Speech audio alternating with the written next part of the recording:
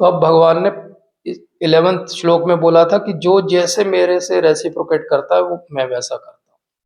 तो अर्जुन के मन में क्वेश्चन है कि जो जैसे रेसिप्रोकेट करता है तो फिर आप के साथ मैं कैसे रेसिप्रोकेट करूं, और फिर मैं देखता हूँ कि बहुत सारे लोग तब भी आपके साथ रेसिप्रोकेट नहीं करते।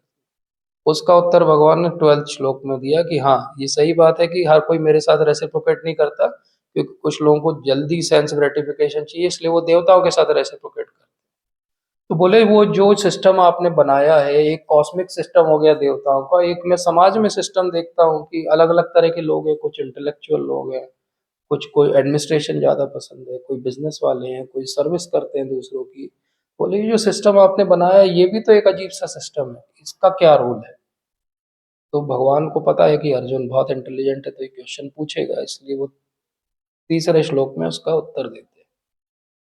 कोई पढ़ेगा इस श्लोक को, बहुत सुंदर और बहुत अगेन बहुत कॉन्ट्रोवर्शियल श्लोक है।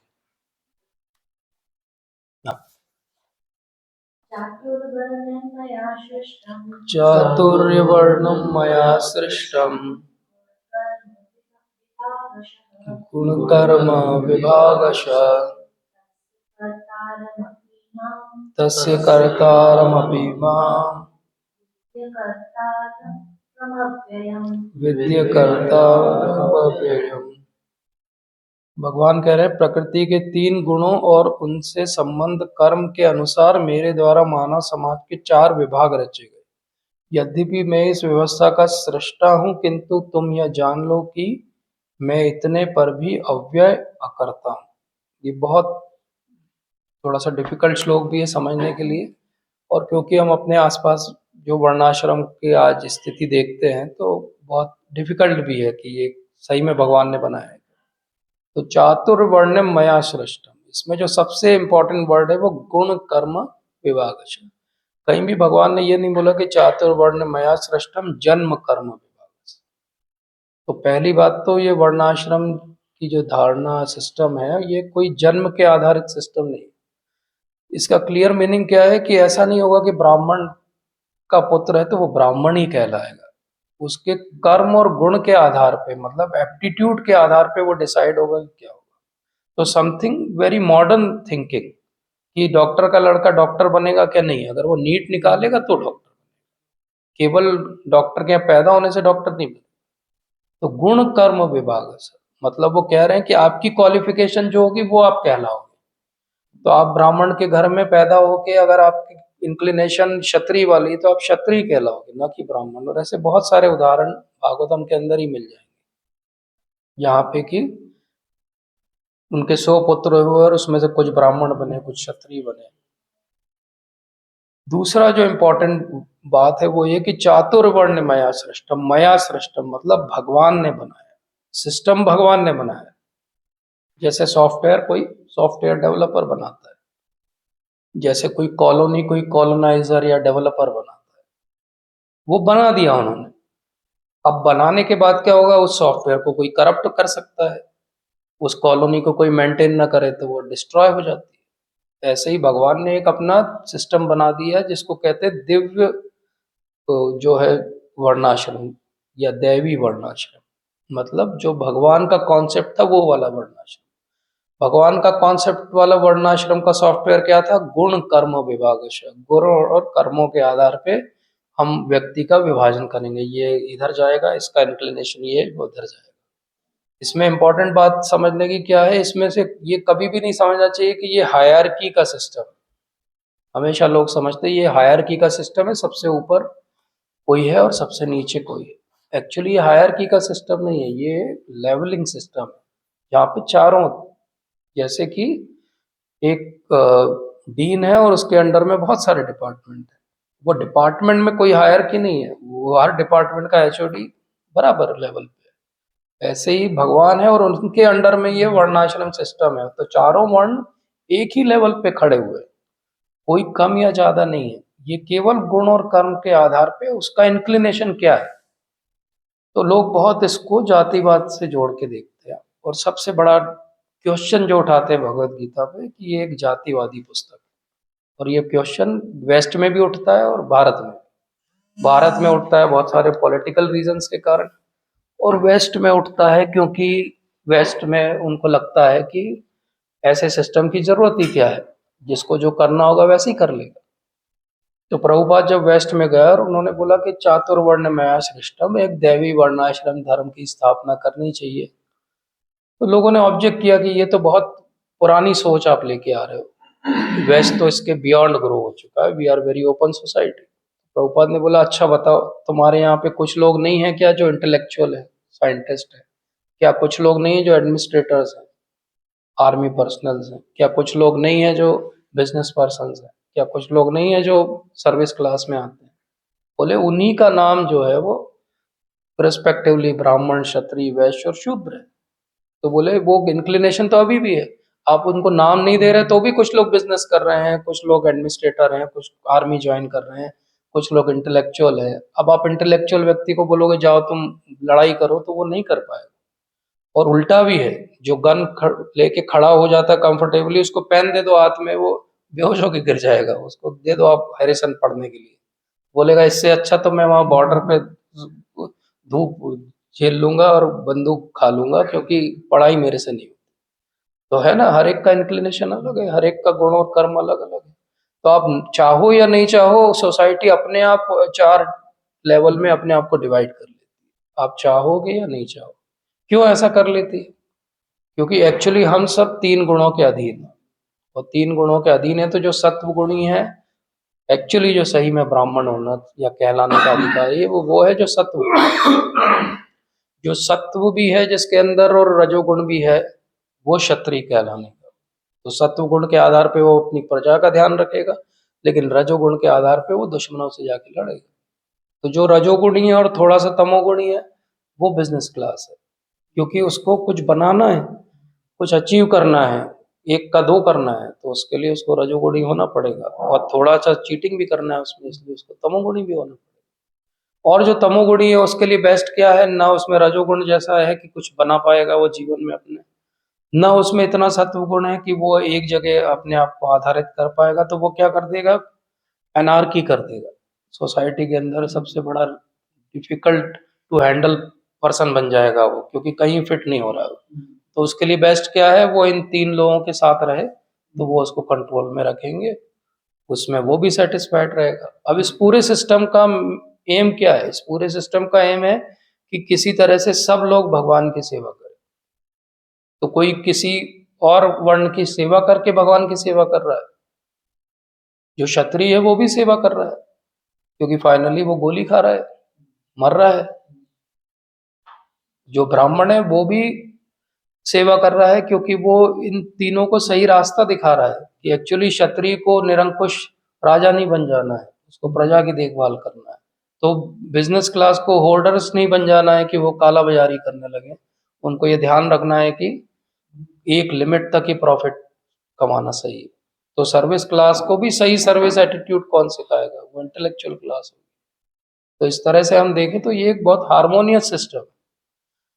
लेकिन जो मिडिवल टाइम में बाहर से आक्रमण हुए, हमारी सोसाइटी को बहुत रिजिड होना पड़ा, तो धीरे धीरे वर्णाश्रम सिस्टम रिजिड हो गए। क्योंकि उसके पहले क्या था, आपका इंक्लिनेशन अगर कहीं भी आप पैदा हुए हो, लेकिन आपका इंक्लिनेशन है कि आपको मान लो वैद्य बनना है, डॉक्टर बनना है, तो आपके लिए सिस्टम है, आप जाओ गुरुकुल में सीखो और आके प्रैक्टिस करो। लेकिन फिर जब बाहर से आक्रमण हुए, हमारे सिस्टम सब कोलैप्स हो गए, हमारे गुरुकुल खत्म हो गए, तो अब क्या करेंगे? अब तो वो जो प्रैक्टिस कर रहा है उसके साथ अप्रेंटिसशिप करके, इंटर्नशिप करके ही आप सीख सकते। तो नेचुरली क्या हुआ, सबसे इजी इंटर्न कौन है? जो उसके घर में पैदा हुआ है। तो इनवेरेबली वो धीरे धीरे हेरिडिटरी हो गए प्रोफेशन, कि आपको ब्लैक स्मिथ बनना है तो बेस्ट क्या है, वो लड़का ही ब्लैक स्मिथ बन जाए, क्योंकि वो उसको सारे ट्रिक्स ट्रेड समझा देगा। बाहर वाला कौन आके रहेगा, क्योंकि पॉसिबल ही नहीं है उनके। तो ये सिस्टम धीरे धीरे जो दैवी वर्णाश्रम था, ये रिजिट होते होते होते होते जातिवाद, फिर इसमें बाकी एंगल्स आ गए कि इसको नहीं छूना है, ये ठीक नहीं है, वो ठीक नहीं है। जबकि वेदों में अगर हम पढ़ें तो भगवान के मुख से या सिर से जो है वो ब्राह्मणों का उदय हुआ। ब्रह्मा भगवान के जो हाथ है उससे क्षत्रिय आए, उदर से छाती से जो है वो वैश्य आए, और चरणों से भगवान के शूद्र आए। जैसे ये बोलते हैं कंट्रोवर्सी हो जाती है, अरे शूद्र को आपने निचला बोल दिया, बट ये भूल जाते कि वो भगवान के शरीर की बात है, दिव्य है पहली बात, जिसमें सिर पैर हाथ में कोई अंतर नहीं है, और दूसरा वो भगवान के चरण कमल है जिनको हम एस्पायर करते हैं जाने के लिए, वहां से आ रहे हैं शूद्र, कितने रिस्पेक्टेबल होंगे वो, जो भगवान के चरण की धूली बनना चाहते हैं भक्त, वहां से अगर कोई आ रहा है तो वो कितना रिस्पेक्टेबल होगा, वो अनटचेबल कैसे हो सकता भागवतम में तो उसका लिखा भी हुआ है कि जो रुद्र है तो वो तो मतलब वैसे मुक्त है। है। वैसे ही मुक्त है, बहुत अच्छी बात लिखी हुई। क्यों सेवा मुक्त है? क्योंकि वो सेवा ही तो मेन धर्म है, वो सेवा कर ही रहे हैं, उनका तो इंक्लिनेशन ही वही है, तो सेवा करके ही मुक्त हो जाएंगे, उनको कोई वेद पढ़ने की जरूरत नहीं। तो कई बार लोग कहते हैं अरे शूद्र वेद के अधिकारी नहीं, अधिकारी नहीं है, जरूरत नहीं है हमको। अधिकार और जरूरत में अंतर है। जरूरत क्यों नहीं है? क्योंकि वेद पढ़ के आपको करना क्या है, सेवा कैसे करना है सीखना है, तो वो तो पहले दिन से सेवा कर रहे हैं, तो why they should read it, they are already liberated souls. But वो सेवा भी सही व्यक्ति की करें और सही इंक्लिनेशन से करें। इसीलिए कहा जाता है कि जैसे ही आप किसी भी अपने कार्य में धन लेने लगते हो, सैलरी लेने लगते हो, आप शूद्र हो जाते हो। इसीलिए कहा गया कि कलो शूद्र संभव, कलयुग में सब शूद्र ही हैं, क्योंकि हर कोई सैलरी पे ही जी रहा है।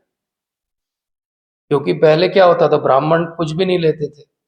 जैसे आप चाणक्य पंडित को देखो तो वो पूरा राज्य जितवा दिया, लेकिन वो बाहर एक कुटिया में अपने रहते थे, वो महल में भी नहीं रहते थे। ऐसे ही ब्राह्मण जो है भिक्षा करते थे, और जो मिला है उससे अपना जीवन यापन करते। क्षत्रिय को भी कोई सैलरी नहीं मिलती थी, वो तो जो जीतते थे राज्य उसका भोग करते थे। जो वैश्य थे वो भी सैलरी पे नहीं रहते थे, वो तो प्रॉफिट से दे। शूद्र बस थे जो सैलरी पे थे, शूद्र बस सैलरी पे थे, इसलिए जो भी सैलरी पे है वो ऑटोमेटिकली शूद्र हो गया इस डेफिनेशन से। इसीलिए कहा गया कलयुग में हर कोई शूद्र है। ये भी कहा गया कि जन्म से हर कोई शूद्र है, कर्म से आप अपने आप को प्रूव करो कि आप क्या हो। तो डे वन पे एवरीबडी इज शूद्र, और डे वन के बाद अब आप अपनी लाइफ में क्या अचीव करते हो वैसे हम लेबल कर देंगे आपको, आप इन चार में से किस कैटेगरी। तो इस तरह से अगर ओपन माइंडेडनेस के साथ इस लोग को अप्रोच करें हम, तो ये समझ में आता है कि ये जातिवाद को बढ़ावा नहीं दे रहा है। नहीं तो भगवान जन्म लिखते हैं आप, भगवान ने जैसे ही गुण और कर्म लिखा वो जातिवाद तो खत्म ही हो गया। जातिवाद तो जन्म के आधार पे है। इसलिए कहा गया चतुर्वर्ण मया सृष्टम गुण कर्म विभाग तस्या कर्तारम अपि माम विद्या अकर्तारम अव्ययम। जो इम्पोर्टेंट बात है वो क्या है कि ये चारों अपना अपना जो है स्ट्रगल कर रहे हैं बाहर निकलने की, लेकिन भगवान कहाँ है? भगवान इसके ऊपर है। जैसे राजा एक लॉ बना देता है, वो लॉ के ऊपर है, लॉ उस पर नहीं एप्लीकेबल होगा। कि जैसे ही लिखा राजा ने, बोले आप कोई गिरफ्तार किया जाता है ये लॉ ब्रेक करने, बोले अरे मैंने तो बनाया, मेरे लिए थोड़ी। तो इसलिए भगवान क्योंकि तीन गुणों के परे है और ये सिस्टम तीन गुणों के नीचे चलता है, इसलिए भगवान इस सिस्टम के बाहर है। इसलिए भगवान ने दो शब्दों से बताया कि मैं अव्यय और अकर्ता हूं। क्योंकि भगवान अकर्ता है इसलिए वो अव्यय है। जैसे हम भी अगर निष्काम कर्मी हो जाएं तो हम भी अव्यय हो जाएंगे। अव्यय मतलब साधारण तरीके से समझे कि जिसका कोई नाश नहीं हो रहा, खर्चा नहीं हो रहा है, जिसका कुछ इन्वेस्टमेंट नहीं लग रहा है। क्यों नहीं लग रहा है? क्योंकि वो अकर्ता है। भगवान का कोई अटैचमेंट नहीं है, सिस्टम बना के वो अलूफ है। अगर वो अपने एंजॉयमेंट के लिए सिस्टम बनाते तो उनपे भी लॉ लगता, और उनपे भी लॉ लगता तो उनसे भी पूछा जाता कि आप ये चार वर्णों में कहाँ आते हो। लेकिन भगवान इन चार वर्णों के बियॉन्ड है। इसलिए कई बार लोग कहते हैं ना कि अरे भगवान ने वो अवतार में ब्राह्मण का रूप लिया, इस अवतार में क्षत्रिय का रूप लिया, अरे इस अवतार में वो पहले वैश्य थे और बाद में जो है वो क्षत्रिय बन गए। लेकिन एक्चुअली भगवान अव्यय करता है, भगवान को आप लेबल नहीं कर सकते। शिशुपाल ने ये तो गलती की थी, शिशुपाल ने भगवान को लेबल किया, अरे तुम तो ग्वाले हो, तुम कैसे अग्र पूजा के अधिकारी हो गए, तो गर्दन कट गई उसकी। तो अगर हमको भी ध्यान रखना है कि हमारी गर्दन ना कटे, सबसे पहले रियलाइज कर लेना चाहिए कि भगवान ये आप तो चार गुणों के परे हो, और आपने जो सिस्टम बनाया था वो परफेक्ट बनाया था, आपके सॉफ्टवेयर में ग्लिच नहीं था। तो जब यहाँ एग्जीक्यूट हुआ तो वो गलत हो गया, टाइम के साथ वो स्पॉइल हो गया। तो आई थिंक यही एंड करते हैं आज। इस श्लोक पे तो बहुत कुछ चर्चा कर सकते हैं, लेकिन पॉइंट ये है कि वर्णाश्रम सिस्टम गलत नहीं है। वर्णाश्रम का पूरी धारणा एक ही है कि हर वर्ण जो है वो अपने स्तर पे अपने गुण कर्म के आधार पे भगवान की सेवा में अपने आप को नियुक्त करे। कोई भी वर्ण बड़ा या छोटा नहीं है, कोई भी जो है वो ऐसा नहीं है कि ज्यादा इम्पोर्टेंस है किसी को, सब इम्पोर्टेंट है। अब हम कैसे उसको रियलाइज करें इम्पोर्टेंस को। एटलीस्ट प्रभुपाद की बहुत इच्छा है कि ये जो दैवी वर्णाश्रम सिस्टम है ये एस्टेब्लिश होना चाहिए। इससे सोसाइटी में जो एनार्की है वो खत्म हो जाती है, एक दूसरे को हेल्प करते हैं लोग। अभी ये कंपटीशन है बहुत ज़्यादा, अननेसेसरी भौतिक इच्छाओं की कंपटीशन है। इसीलिए आध्यात्मिक इच्छाएं सबकी बैक स्टेज चलेगी। तो जो सो कॉल्ड इंटेलेक्चुअल क्लास है वो भी क्या कर रही है, वो भी भगवान को नहीं मानती है, वो प्रूव करने में लगी कि भगवान नहीं है। और जो क्षत्रिय हैं सो कॉल्ड, वो केवल अपने एंजॉयमेंट के लिए लड़ रहे हैं या लड़ा रहे हैं। तो जो बड़े बड़े लीडर्स हैं वो तो घर पे बैठे रहते हैं और सेनाएं जाके लड़ती मरती रहती है उनके नाम पे। प्रभुपाद हमेशा बोलते हैं कि पहले राजा फ्रंट में लड़ता था जाके, अगर आप क्षत्रिय हो तो जाओ ना लड़ो, दो चार लड़ाई लड़के देखो, फिर डिसाइड करेंगे कौन क्षत्रिय है। और यहाँ बड़ी बड़ी बात स्टेज से करके आप इनोसेंट लोगों को दोनों साइड के मरवा देते हो, ये कौन सी बात है? ये क्षत्रिय धर्म थोड़ी होता है। तो इसलिए अभी तो बहुत डिफिकल्टी में है वर्णाश्रम सिस्टम, लेकिन हो सकता है कभी एस्टेब्लिश हो। ठीक, कोई प्रश्न? ठाकुर जी एकदम शब्दाकमामेकम शरणम रज। तो भगवान की शरणागति एक्चुअल में हकीकत में मतलब शरणागति शरणागति ले ली, लेकिन एकदम हृदय से शरणागति कैसे लेना चाहिए, क्या करना चाहिए जिससे ये हो कि हाँ हमने भगवान की शरणागति ली। उस इसी के साथ इसी से लगा मेरा एक है, जैसे भगवान को पहले लगता था कि भगवान नहीं है, और जैसे जैसे धीरे धीरे आने लगे तो एक एक्सेप्टेंस बढ़ रहा है। तो ऐसा जैसे लगता है कि अगर ये करते रहेंगे तो जिस दिन हो जाएगा कि 100% भगवान है, पूरा एकदम वो विश्वास हो जाएगा, उसी दिन मुझे लगता है परिपक्व हो जाते हैं। यस, वो तो जैसा मतलब वैसा समझ में आ रहा है, क्योंकि पहले ऐसा लगता था कि भगवान नहीं है, मतलब वो बोलते थे लेकिन अपने शुरू में ऐसा लगता था कि नहीं है, लेकिन धीरे धीरे करते करते नहीं है, भले मन में है कि नहीं, लेकिन एक मन में एक्सेप्टेंस बढ़ रहा है। यस, ये मतलब फेज है जिसको आधो श्रद्धा कहते हैं टेक्निकली, कि हमारा इनिशियल फेथ शायद किसी गुरु में हो या किसी बात में हो, किसी पुस्तक में हो, शास्त्र में हो, तो हम वहाँ से अपनी यात्रा चालू करते हैं आध्यात्म की। और फिर एक टाइम आता है जब हम एक्नॉलेज करते हैं कि भगवान होते हैं या भगवान का एक सिस्टम है जिसके थ्रू सब चीज़ें चल रही है। तो भगवान को एक्नॉलेज करना डेफिनेटली पहली स्टेप है शरणागति की। जैसे हम ऐसे ही समझें कि आज के कॉन्टेक्स्ट में समझते हैं इसको, कि हम अभी डिस्कस कर रहे थे कि रावण ने अपने 10 सिर जो है वो अर्पित कर दिए, तो शिव जी से उसको सोने की लंका मिल गई। विभीषण गया राम जी के पास, केवल उसने सिर झुकाया और वही वाली लंका इसको मिल गई। तो ज़्यादा आसान क्या है, क्यों सिर काट के देना। और हमेशा के लिए मिल गई। विभीषण जी अभी भी राज कर रहे हैं उस स्पिरिचुअल लंका पे, अभी भी वो जगन्नाथपुरी में आते हैं भगवान का अभिषेक करने के लिए रोज सुबह। तो पॉइंट सिंपल है कि रावण को कितने दिन के लिए मिली और विभीषण को कितने दिन के लिए मिली। तो भगवान को जैसे ही हम एक्नॉलेज करते हैं, अपने आप भगवान की सेवा उस एक्नॉलेजमेंट के साथ ही चालू हो जाती है। भगवान की शरणागति उसका हिस्सा ही है। एक्नॉलेजमेंट का मतलब ही है सेवा करना। जैसे गुरु महाराज बहुत बार ये उदाहरण देते हैं कि एक माँ है, वो बच्चे को एक्नॉलेज करती है कि हाँ मेरा प्यारा बच्चा, आई लव यू, लेकिन उसको खाना नहीं खिलाती है। तो ये लव कैसा हो गया? ये तो बोलने भर का हो गया। लेकिन वही अगर उसको अच्छे से सेवा भी करने लगे बच्चे की, तो वो कंप्लीट हो गया। तो इसलिए भगवान को एक्नॉलेज करना का मतलब ये है कि भगवान की सेवा करना और उनको सरेंडर होना। सरेंडर के बहुत सारे एस्पेक्ट है, लेकिन एक एस्पेक्ट आज हम समझ सकते हैं, उसको कहते हैं अव्यर्थ कालत्व। मतलब शरणागति का मतलब ये है कि एक क्षण भी आपको जो है वो समय व्यर्थ नहीं करना। हमेशा भगवान की सेवा में क्या हम बेस्ट कर सकते हैं वो सोचना, ये शरणागति का बहुत इम्पोर्टेंट और फर्स्ट एस्पेक्ट है। तो जब हम कहते हैं कि सर्वधर्मान परित्यज्य, तो इसीलिए कह रहे हैं हम सब धर्मों का त्याग करने, क्योंकि बाकी सारे धर्म हमारा बहुत सारा टाइम ले लेंगे, फिर हम अव्यर्थ कालत्वम नहीं कर पाएंगे।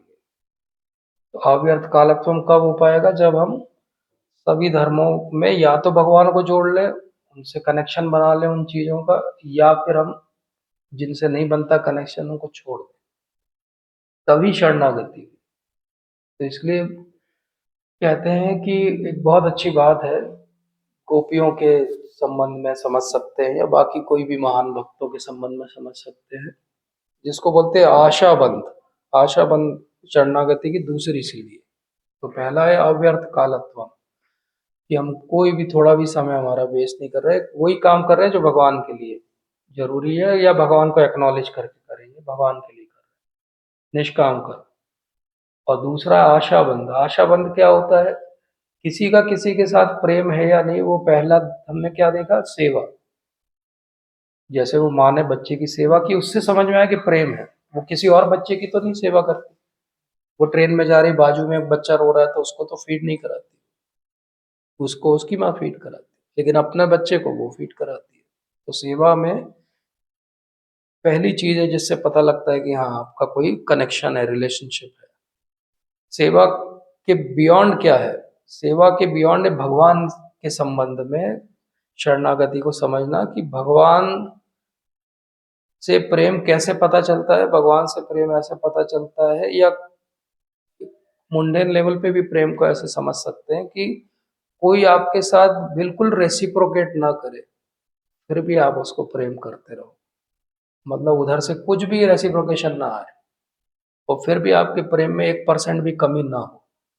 इतना फेथ हो आपको कि नहीं, वो आएगा रेसिप्रोकेशन, आज नहीं कल आएगा, कल नहीं परसों आएगा, अगले जीवन में आएगा, आएगा जरूर। ये रेसिप्रोकेशन, इस रेसिप्रोकेशन, ये एक्चुअली टेस्ट है अल्टीमेट लव का। तो जीव गोस्वामी ने डेफिनेशन ही लव की ये दी है। बोले प्रेम की डेफिनेशन क्या है? बोले जहां पे संबंध विच्छेद होने के हजारों कारण होने पे भी ना होता हो, उसको प्रेम कहा जाता है। प्रेम उसको नहीं कहा जाता कि पहला कारण बने संबंध विच्छेद का और हम अलग अलग हो जाए। और शायद वो अरेंज मैरिज में यही प्रूव करते थे, वो जीवन में ट्रेन करते थे व्यक्ति को कि देखो अरेंज मैरिज तो एक दूसरे को देखा नहीं, अब जीवन भर साथ में रहना है। और वो जो जीवन भर साथ में रहना है वो लोग रहते भी थे। क्यों रहते थे? वो उस एक फेथ पे रह जाते थे कि हमारे पेरेंट्स ने हमारे लिए बेस्ट और सही व्यक्ति चुना होगा, और हमारी यहाँ से डोली उठी तो अब अर्थी हमारी यहीं से उठेगी। आज के कॉन्टेक्स्ट में हम हर जगह इसको अप्लाई नहीं कर सकते, कुछ टॉक्सिक रिलेशनशिप भी होती है, लेकिन जनरली अगर हम देखें तो ये ही स्पिरिचुअल। हमने तो भगवान को कभी नहीं देखा, लेकिन हमारे गुरु महाराज ने बताया कि भगवान ऐसे हैं और हमारा संबंध उनके साथ बना दिया है। अब हम अपने गुरु महाराज पे विश्वास रख के पूरा जीवन और अगले जितने जीवन है लगा दे कि किसी दिन वो रेसिप्रोकेट करेंगे। तब तक हजारों कारण बनेंगे संबंध विच्छेद के, लेकिन हम संबंध विच्छेद नहीं करें। तो क्यों चैतन्य महाप्रभु बोलते हैं कि गोपियां सबसे बड़ी भक्त है? गोपियां सबसे बड़ी भक्त इसीलिए है कि हजारों कारण है भगवान को छोड़ने के। छलिया है, वो झूठ बोलते हैं, चोरी करते हैं, क्या क्या नहीं करते, इतनी सारी उनके रिलेशनशिप्स हैं। उसके बाद भी कहीं भी किसी गोपी का एक स्टेटमेंट है जहां उन्होंने बोला हो कि छोड़ो उसको? छोड़ के चले जाते हैं वो मथुरा। अभी मथुरा में ही है भगवान, मथुरा चले जाते हैं भगवान। लेकिन फिर भी गोपियां कभी ये नहीं बोलती हैं, जब चाहे वो उद्धव मिलने जाएं, चाहे बलराम जी मिलने जाएं, कभी ये कहीं स्टेटमेंट नहीं है उनका कि छोड़ो ना उसको, बहुत सारे लड़के। ये स्टेटमेंट तो नहीं है उनका कभी। इसलिए गोपियां सबसे बड़ी। तो हमारी शरणागति का अल्टीमेट टेस्ट क्या है? कि सब रीजन बन जाए कि क्यों इनको ही शरणागत हो, और फिर भी हम बोले नहीं, अब तो हम इस एक चीज में तो फैनेटिक है, इनको तो हम नहीं छोड़ने वाले, बाकी सब छुड़वा दो हमसे।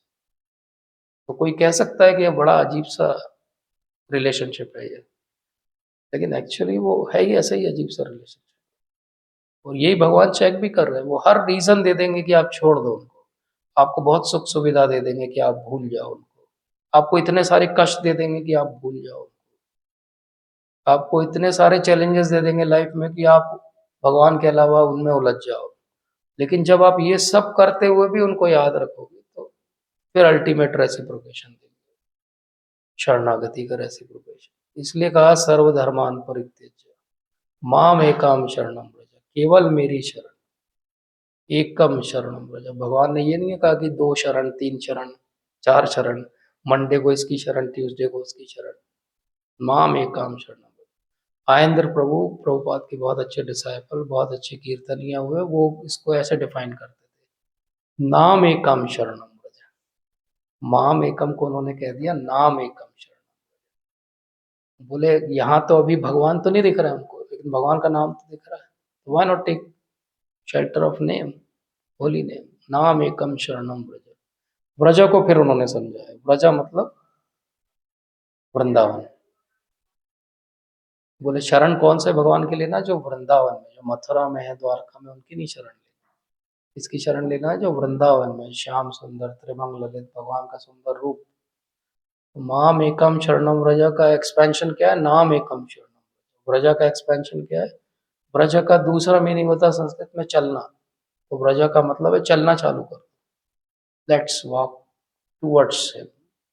ऑल दिस इज, every श्लोक is like walking towards him. You can imagine कि there are 700 steps and there is, he is standing there. When we are reading Bhagavad Gita, 700 कदम चलना है आपको भगवान के पास पहुंचने के लिए। भागवतम पढ़ रहे हैं तो 18,000 कदम चलना है, 18,000 श्लोक। लेकिन पॉइंट क्या है कि व्रजा का मतलब होता है चलना, मतलब at least we start walking towards. अभी तो हम ऐसे ही वंडरर्स हैं, कहीं भी घूम रहे हैं, at least we start walking towards. इसलिए शरणागति का पहला साइन क्या है, डेफिनेटली कि हम टाइम वेस्ट ना कर रहे हो, जब मौका मिले भक्ति की बात या पढ़ रहे हो, मतलब हम शरणागति की तरफ जा रहे हैं। और हमको ये 100% विश्वास हो कि सारी नेगेटिविटी में भी एक ही पॉजिटिविटी है संसार में, वो है कि भगवान की भक्ति हम कर पा रहे हैं। मैं कल ही हमारी एक, जब मैं MBBS कर रहा था तो वहाँ पे एक माता जी थी, वो टिफिन देती थी हम लोगों को without onion garlic. She was a devotee, she was nurse in JJ hospital. अभी रिसेंटली शी पास्ड अवे, तो उनकी मेमोरियल सर्विस थी कल, तो मैं सुन रहा था, तो उसमें वो अपना नर्सिंग का काम करती थी, ENT की हेड नर्स थी वो JJ की, और बाकी जो टाइम था वो भायखला में रहती थी, मंदिर दूर है वहाँ से। पैदल वो दादर मार्केट से फूल लेती थी, रोज का काम था उनका, और वो मंदिर जाती थी और वहाँ पे भगवान के लिए हार बनाती थी। सालों तक उन्होंने यही सेवा की, बस भगवान का हार।